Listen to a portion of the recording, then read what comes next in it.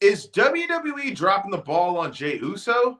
Hey, what's going on, guys? It's Kevin Zwicker from Fast Count coming at you. And the reason why I proposed that question and titled this video that is I dropped a short last week covering when Rikishi was on his podcast. It was talking about how WWE doesn't know what they're doing with Jey Uso, how he always has the option of leaving and going to AEW, and how they're dropping the ball on utilizing him.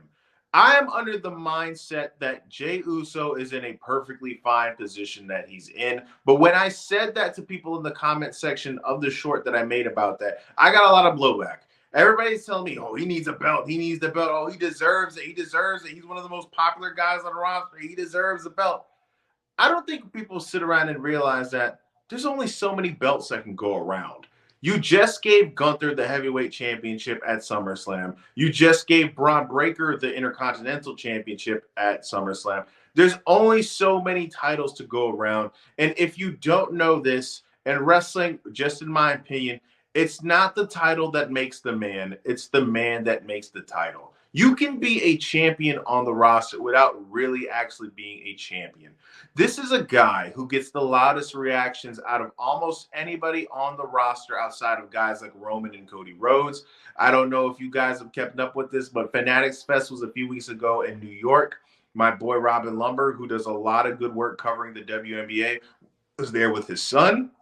He told me, and reports came out of this, that he had one of the longest lines out of everybody who was at the event. And that includes people like Kevin Durant, Jalen Brunson, Derek Jeter, Tom Brady, all the biggest athletes you could think of. But Jey Uso had one of the longest lines of the weekend. That only just shows you how hot WWE is right now, but it also shows you how hot Jey Uso is right now. This is a guy who will eventually be a champion. I have no doubt about that.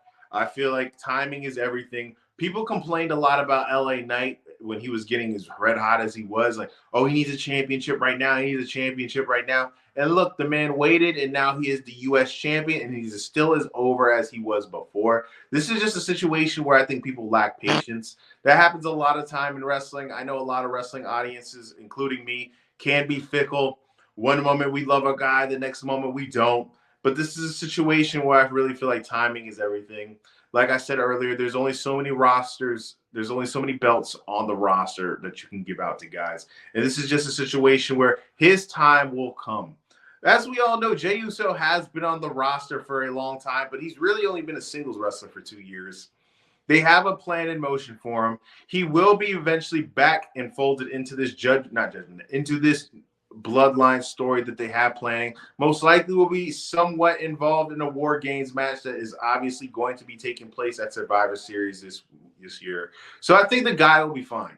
I just think people need to cool it and relax, and the guy will be in a position that you will enjoy seeing relatively soon.